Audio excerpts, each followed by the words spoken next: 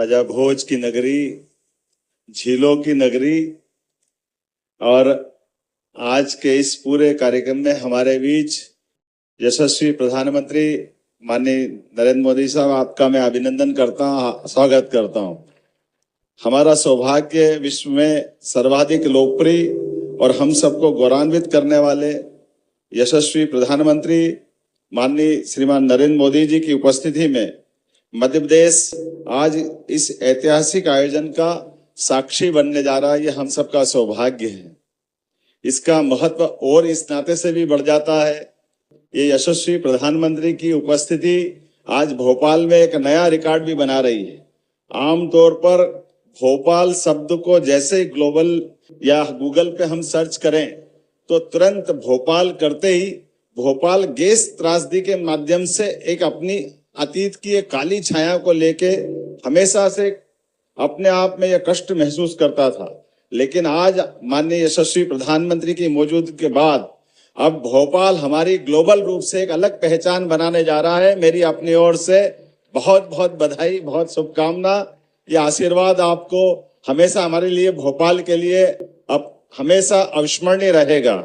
इस अवसर पर जब मैं अपने प्रदेश की बात करता हूं तो वन संपदा, खनिज संपदा, जैव संपदा, जल संपदा से भरपूर मध्य प्रदेश में आपका अभिनंदन है, आपका स्वागत है। माननीय प्रधानमंत्री जी के नेतृत्व में भारत को 2047 तक विकसित भारत बनाने का संकल्प भारतवासियों ने लिया है। हमारा लक्ष्य देश को $35 ट्रिलियन की अर्थव्यवस्था बनाना है।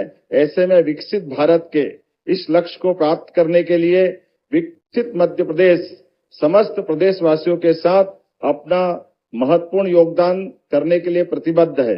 इसी अनुक्रम में हमने आगामी 5 वर्ष में राज्य की अर्थव्यवस्था को दोगुना करने का लक्ष्य निश्चित किया है, जिसको आपके आशीर्वाद से लगातार हम गतिशील हैं।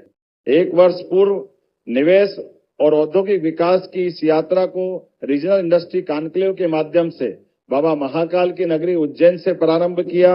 यह पहली बार रीजनल इंडस्ट्री कॉन्क्लेव की शुरुआत हुई, जिसके अगले क्रम में जबलपुर, ग्वालियर, सागर, रीवा, शहडोल, नर्मदापुरम जैसे संभाग केंद्र तो थे, लेकिन रीजनल इंडस्ट्री कॉन्क्लेव पहली बार जब हुई तो वास्तव में ये एक अलग प्रकार का हमारे लिए उत्साह और उमंग का वातावरण बना। इसी क्रम में हमने इस रीजनल इंडस्ट्री कॉन्क्लेव को और सफल बनाने के लिए देश के अन्य राज्यों में, खासकर मुंबई, कोयंबटूर, बेंगलोर, कोलकाता, पुणे, दिल्ली में इन्वेस्ट इन एमपी के अलग अलग प्रकार के रोड शो का आयोजन किए। न केवल देश में बल्कि देश के बाहर भी अंतर्राष्ट्रीय स्तर पर यूके, जर्मनी और जापान में भी मध्य प्रदेश की विकास गाथा को प्रस्तुत करते हुए आपके नेतृत्व में भारत के बढ़ते कदम से विश्व के लोगों को अवगत कराने का प्रयास किया, जिसका हमको प्रतिसाद बहुत अच्छे प्रकार से मिला है। इस यात्रा में मध्य प्रदेश सरकार देश विदेश के उद्योगपतियों से लगातार सतत संवाद करते हुए उनकी आवश्यकताओं एवं भविष्य की चुनौतियों को हमने समझने का प्रयास किया और निवेश को प्रोत्साहित करने के लिए एक रोड मैप तैयार किया।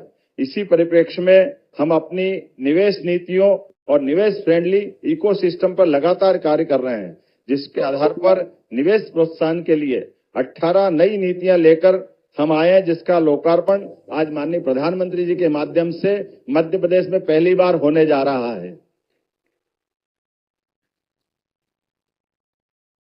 इन नीतियों से हमारा प्रयास उद्योग जगत की आवश्यकताओं को प्रदेश के विकास के मार्ग से जोड़कर बढ़ना है।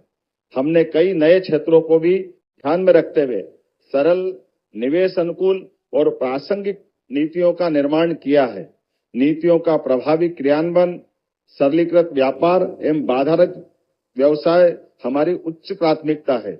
इसके लिए मध्य प्रदेश सरकार द्वारा जन विश्वास अधिनियम पारित किया गया है, जिसके उद्देश्य जटिल एवं अप्रासंगिक प्रावधानों को कम करना, सिंगल विंडो सिस्टम को बेहतर बनाना, शासन में पारदर्शिता लाना। मध्य प्रदेश निवेश के प्रयासों हेतु लगातार प्रयास कर रहा है। इसीलिए हमने वर्ष 2025 को उद्योग एवं रोजगार वर्ष मनाने का निर्णय लिया है।